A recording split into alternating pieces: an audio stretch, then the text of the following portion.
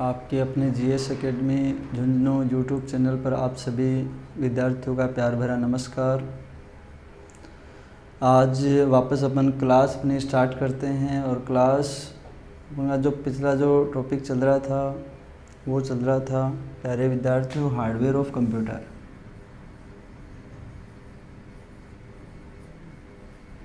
Hardware of computer, ये hardware of computer अपना topic चल रहा था और इस हार्डवेयर ऑफ कंप्यूटर में अपन ने सीख लिया था इनपुट डिवाइस हो चुका था, आउटपुट डिवाइस और storage device.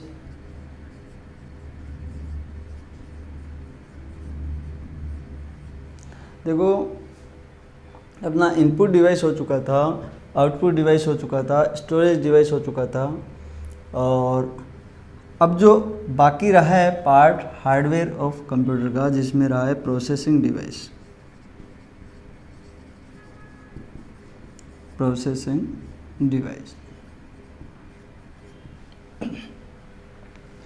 Input device, output device, storage device और ये आपका प्रोसेसिंग डिवाइस। आप याद कीजिएगा जब अपन ने स्टार्ट किया था हार्डवेयर ऑफ कंप्यूटर के अंदर समस्त आगमन युक्ति, समस्त निर्गमन युक्ति, संग्रहण युक्ति और प्रक्रिया युक्ति को शामिल किया था, जिसमें विस्तार पूर्वक अपन अध्ययन कर चुके हैं इन तीनों कंप्यूटर हार्डवेयर की डिवाइसों पे। और आज अपन का टॉपिक हार्डवेयर का छोटा सा पार्ट शेष रहा है जो आपके सामने प्रोसेसिंग डिवाइस है। देखो मित्रों, जैसे प्रोसेसिंग डिवाइस का नाम आगे आता है तो तुरंत दिमाग में यही आता है कि प्रोसेस कौन करता है कंप्यूटर में, तो वो आपका सीपीयू करता है। सीपीयू से जुड़ी हुई कई युक्ति हैं, उनके ऊपर भी आज अपन अध्ययन करेंगे। देखो प्रोसेसिंग डिवाइस में और भी अपन कई डिवाइस हैं जिनको अपन शामिल करेंगे, वो कौन कौन से होंगी उसके ऊपर अपन थोड़ा विचार कर लेते हैं। देखो सबसे पहले कंप्यूटर सिस्टम में प्रोसेस करने से पहले कोई इंस्ट्रक्शन दिया जाता है इनपुट के रूप में। कोई डेटा है, उस डेटा को यदि प्रोसेस करवाना है, डेटा के ऊपर यदि किसी प्रकार का प्रोसेस यदि करवाना है तो सबसे पहले उस डेटा को अपन इनपुट देते हैं। क्या देंगे? इनपुट।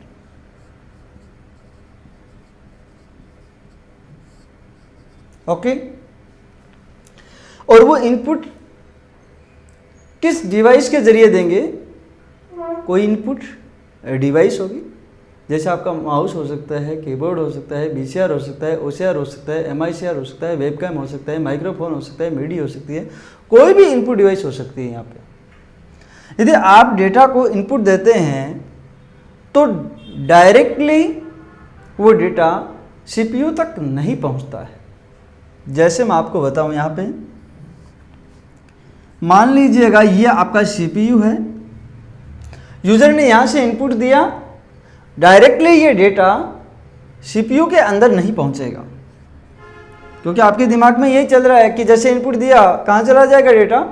सीपीयू में चला जाएगा। नहीं, ये डेटा कहाँ लोड हो जाएगा? सबसे पहले सीपीयू के अंदर जाने से पहले ये डेटा किसी मेमोरी के अंदर लोड होता है और उस मेमोरी का नाम है रैम। क्या नाम है दोस्तों? रैम। और रैम का पूरा नाम होता है रैंडम एक्सेस मेमोरी। प्रिय विद्यार्थियों, पहले भी मैं आपको बता चुका हूं कि रैम होती है वो आपकी अस्थायी मेमोरी होती है। अस्थायी क्यों होती है? क्योंकि इसके अंदर तब तक डेटा सेफ रहते हैं जब तक आपके सिस्टम में विद्युत प्रवाहित हो रही है। यदि लाइट ऑफ हो गई तो ये डेटा सारे के सारे क्या हो जाते हैं? डिलीट हो जाते हैं। क्योंकि इसके अंदर कोई डेटा है वो तब तक रहता है जब तक पावर ऑन है। यदि पावर ऑफ हो गया तो आपके डेटा है जो ये इसके अंदर जो डेटा लोड किए हुए थे वो सारे के सारे क्या हो जाएंगे? डिलीट हो जाएंगे। देखो यहाँ से क्वेश्चन बन सकता है कि इनपुट दिया गया डेटा प्रोसेसर पर पहुंचने से पहले कहाँ लोड होता है? तो वो आपके रैम के अंदर होता है। अब देखिएगा आगे अपन चर्चा करें। जैसे यूजर ने इंस्ट्रक्शन दिया वो डेटा कहाँ लोड हुआ? रैम के अंदर हुआ, और रैम से आगे प्रोसेस हुई और कहाँ वो डेटा पहुंचा? सीपीयू के अंदर वो डेटा पहुंचा। तो मैं आपको यहाँ पे बता दूं कि ये सीपीयू है, उसका पूरा नाम होता है central processing unit. Central processing unit. कुछ स्टूडेंट इसको बोलते हैं कंट्रोल प्रोसेसिंग यूनिट, तो वो सरासर गलत है, सेंट्रल प्रोसेसिंग यूनिट होगा। सीपीयू सेंट्रल प्रोसेसिंग यूनिट को हिंदी में अपन बोल सकते हैं केंद्रीय प्रसाधन इकाई। केंद्रीय प्रसाधन इकाई। ओके, अब देखिएगा अपन अध्ययन ये करेंगे कि इस सीपीयू के इंटरनल भाग में क्या क्या होता है। प्रोसेस कर लेता है ये, प्रोसेस किस किस माध्यम से होकर के निकलती है उस चीज़ के ऊपर भी तो अपन चर्चा करेंगे यहाँ पे कि किस आधार पे ये चलता है। देखो यहाँ पे एक नाम सुना है आपने, ALU। ALU, और ALU का पूरा नाम होता है यहाँ पे अर्थमेटिक लॉजिक यूनिट, गणितीय एवं तार्किक इकाई।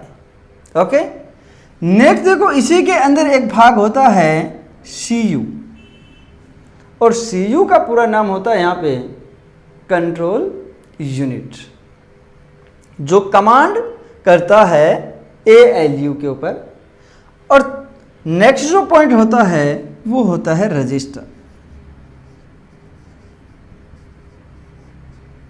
क्या होता है? रजिस्टर।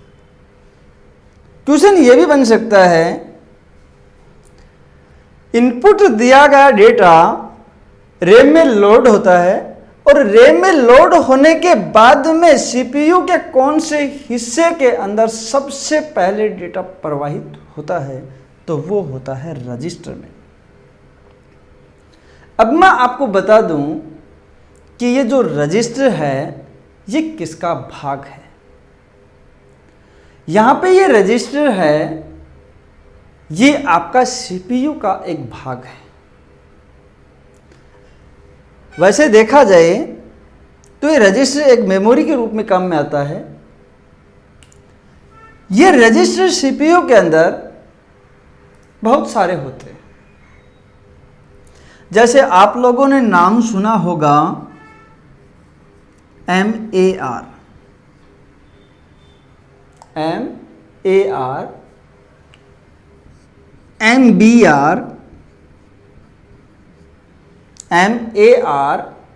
MBR, PC। ये क्या है? आपके सीपीयू के अंदर उपस्थित रजिस्टर होते हैं।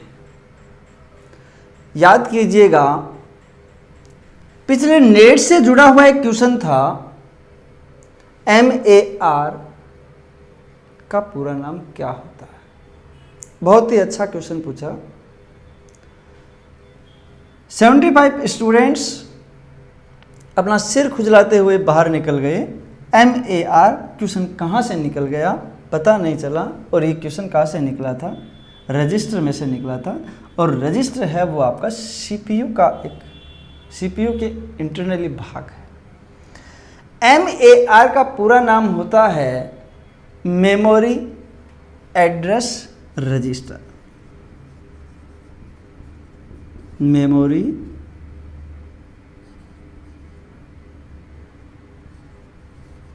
Address register.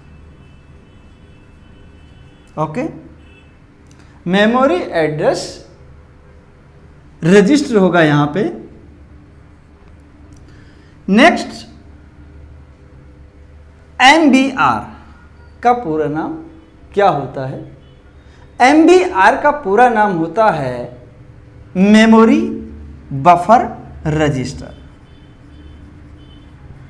Memory buffer register. अब देखिएगा,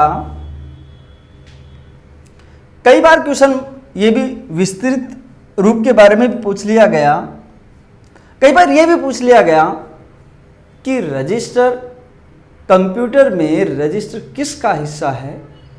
तो किसका हिस्सा है? CPU का हिस्सा है।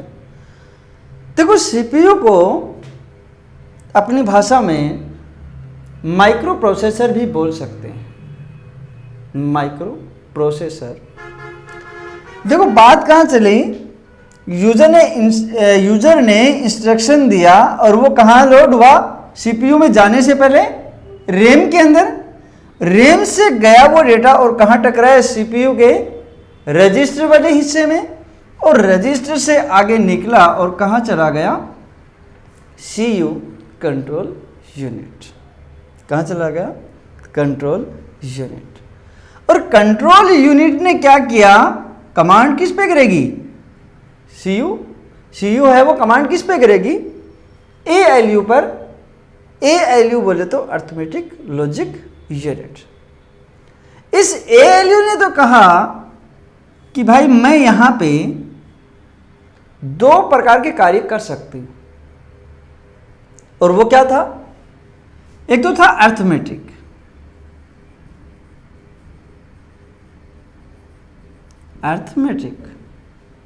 और दूसरा क्या था? लॉजिक। अब मैं आपको यहां पे बता दूं कि अर्थमेटिक जो काम होगा वो होगा, कोई एडिशन करना है, कोई सब्ट्रैक्शन करना है, मल्टीप्लाई करना है, डिवाइड करना है, या किसी प्रकार का कोई एवरेज वगैरह निकालना होता है। तो ये क्रिया किस में होती हैं? अर्थमेटिक क्रिया के अंतर्गत ये आते हैं। और ALU और एक काम करता है, जो क्या काम करता है? लॉजिक क्रियाओं का भी कार्य आपका ALU कंडीशंस सेट करता है। और ये लॉजिक जो कंडीशन बैठती है वो होता है, जैसे लॉजिक क्रिया के अंतर्गत आता है लेस देन, ग्रेटर देन, या फिर इक्वल वाली कोई कंडीशंस आते हैं, वो आपकी लॉजिक क्रियाओं के अंतर्गत ये आती है। देखो, यहां से रैम से इंस्ट्रक्शन आगे निकला, कहां टकराया? रजिस्टर में टकराया। रजिस्टर से आगे निकला, कहां तक गया? CU कंट्रोल यूनिट तक गया, और कंट्रोल यूनिट ने कमांड कहां से डाली? ALU arithmetic logic unit. और यहां से पूरी CPU ने प्रोसेसिंग की और परिणाम तैयार हो गया। तो अब क्या हुआ? यहां से ALU वापस इंस्ट्रक्शन किसको दे दिया? CU कंट्रोल यूनिट को। और कंट्रोल यूनिट ने आगे क्या कर दिया? रजिस्टर को फॉलो कर दिया, रजिस्टर के पास डेटा को डाल दिया आउटपुट के रूप में। और रजिस्टर ने क्या किया? वापस वही कदमों से क्या डाला? रैम के अंदर वो डेटा वापस से सेंड कर दिए प्रोसेस करने के बाद में। और रैम ने क्या किया? आपका जो आउटपुट जहां देना चाहिए, और वो कहां दे दिया? मॉनिटर के ऊपर इसने परिणाम दे दिया। देखिएगा, इंस्ट्रक्शन दिया किसने? यूजर ने। और कहां सबसे पहले लोड हुआ? रैम के अंदर हुआ। रैम ने रजिस्टर, और रजिस्टर ने CU, और CU से ALU, और ALU ने वापस से क्या किया? प्रोसेस करने के बाद में CU को दिया, CU को देने के बाद में क्या दिया? रजिस्टर को, रजिस्टर के बाद में वापस रैम को, रैम को देने के बाद में कहां चला गया? आपका मॉनिटर पे आउटपुट दे दिया। ओके, अब देखिएगा क्वेश्चन ये भी बन सकता है कि इनमें से कौन सा हिस्सा एक सीपीयू का नहीं है।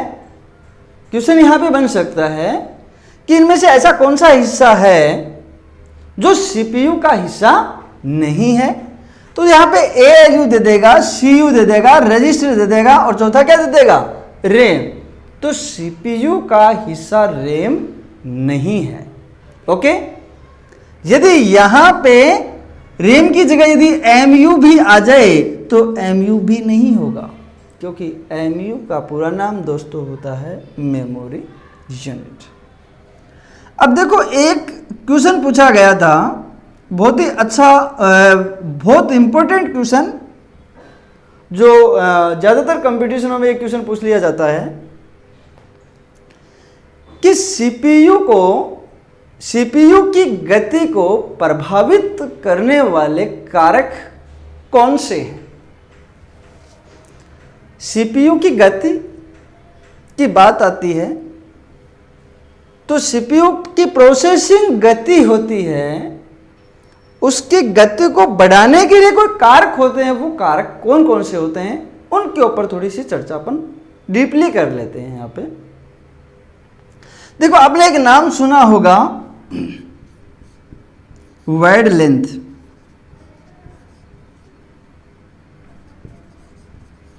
वाइड लेंथ मतलब शब्द परास। ये वाइड लेंथ सीपीयू की गति को बढ़ाने का एक मुख्य कारक है। कौन सा? Wide length. नेक्स्ट देखो, एक नाम आता है सिस्टम क्लॉक। क्या आता है दोस्तों? System clock.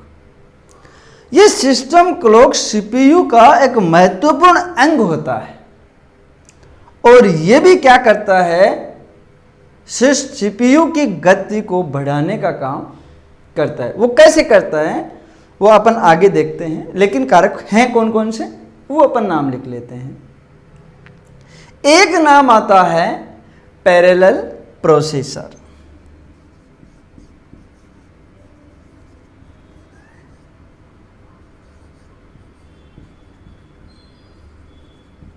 Parallel processor.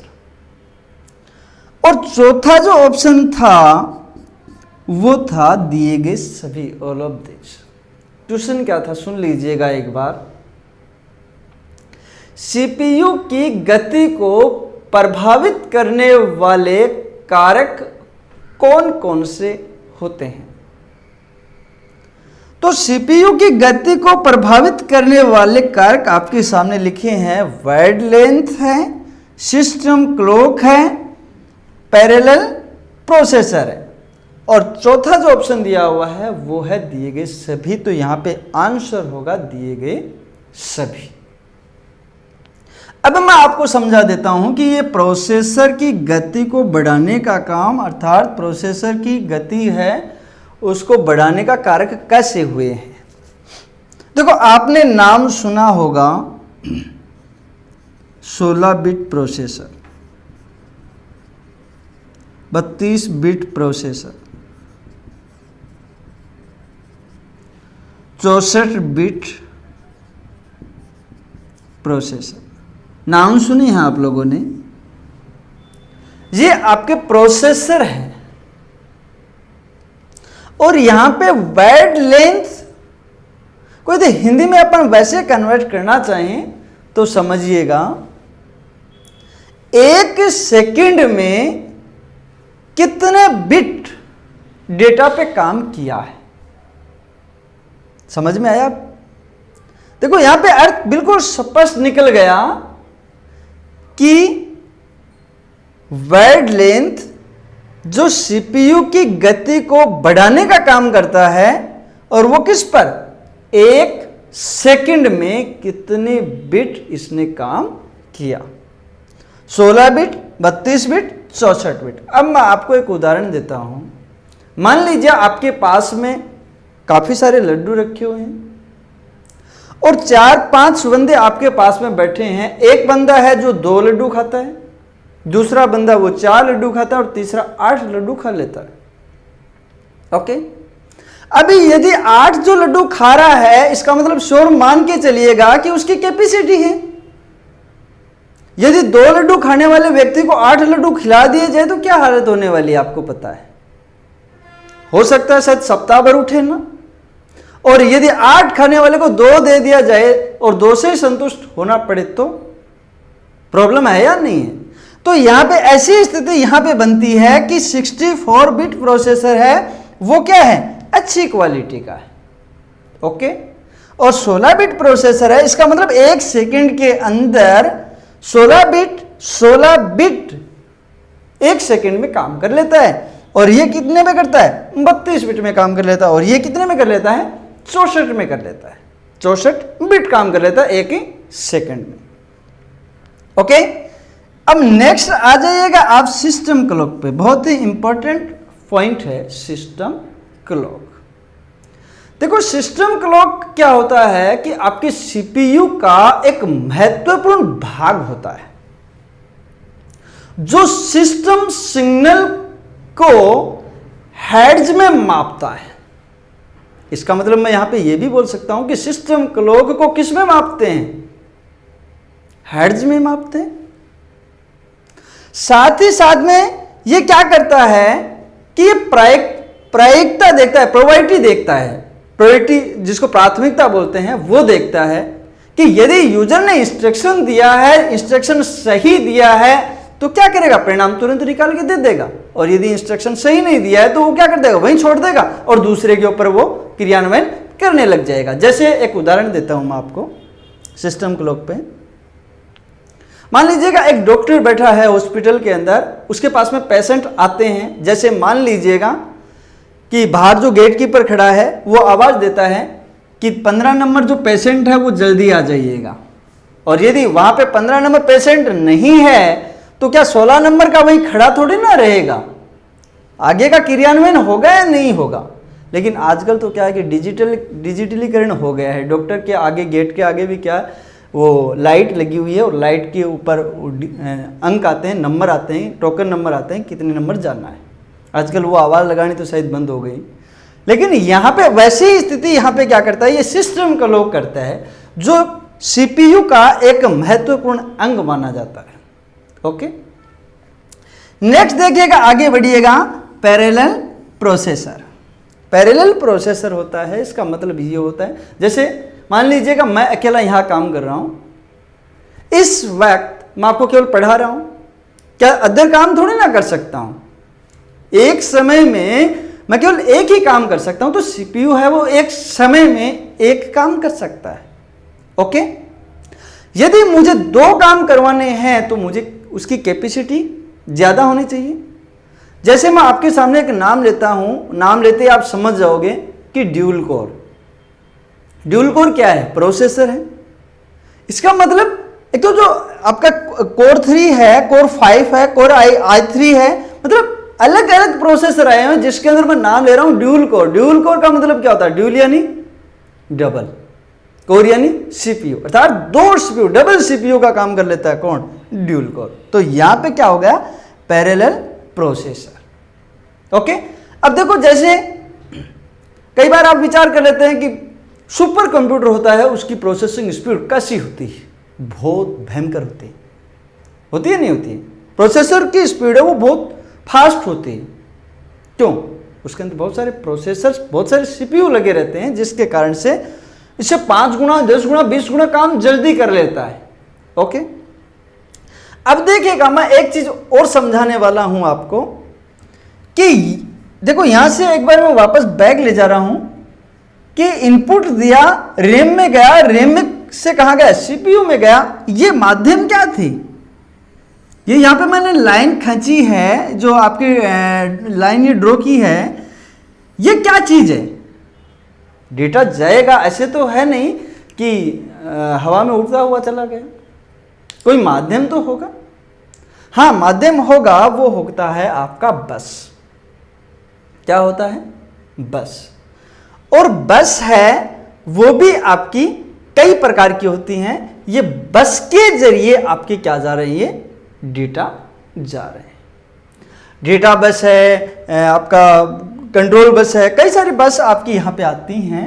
जो बस से मतलब वो बस नहीं है, बस भी कई प्रकार की होती हैं और हर सिस्टम के लिए बस अलग अलग यूज में ली जाती है। बस 3 प्रकार की होती हैं, वैसे तो 3 प्रकार की बस होती है इसके अंदर। मैं आपको बता दूं, देखो उदाहरण के तौर पे मैं आपको बताना चाहूंगा कि ये बस और आप वाली बस में अंतर क्या है। रोडवेज बस है, मिनी बस है, या फिर और सारी बस। और यदि बैठक व्यवस्था के रूप में देखी जाए तो जैसे स्कूल बस है, यदि स्कूल के बच्चे उसमें आते हैं तो स्कूल बस है।